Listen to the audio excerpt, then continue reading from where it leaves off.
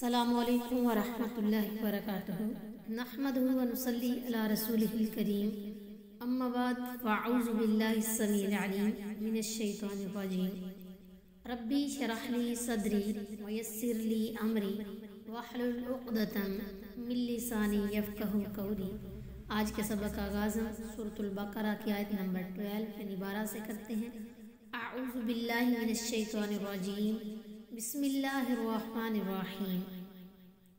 الا خبردار یا سن رکھو، انہم بے شک وہ، ہم وہی مفسدون فساد کرنے والے ہیں، ولکن لا اور لیکن نہیں، یشعرون وہ شعور رکھتے۔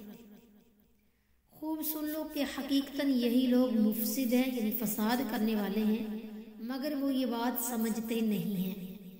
یعنی اس لگائی بجائی اور ان کی حرکات و سکنات سے کافروں کا بھی ان سے اعتماد اٹھ جائے گا اور ان کی حیثیت دھوبی کا، کتا نہ گھر کا نہ گھاٹ کا کہ مستاق ہو جائے گا۔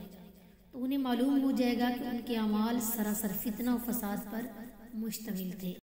وَإِذَا اور جب قیل کہا جاتا ہے لہم انہیں، آمنو تم ایمان لاؤ، کما جیسے آمن الناس ایمان لائے لوگ، قالو وہ کہتے ہیں، انؤمنو کیا ہم ایمان لائیں، کما جیسے آمن السفہاء ایمان لائے بے وقوف، الا انہم سن رکھو کہ خود وہی، ہم السفہاء وہی بے وقوف ہیں، ولکن لا اور لیکن نہیں، یعلمون وہ جانتے۔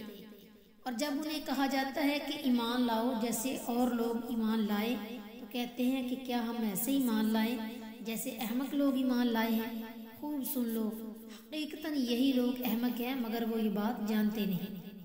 اس آیت میں الناس سے مراد سچے مومن ہیں یعنی مہاجرین و انصار وغیرہ، اور منافق انہیں احمق اس لیے کہتے تھے کہ یہ سچے مومن تھے۔ منافقوں کی طرح مفاد پرست نہیں تھے بلکہ دین کی خاطر کٹھن سے کٹھن حالات کا مقابلہ کرنے حتیٰ کہ جان دینے کو بھی تیار رہتے تھے۔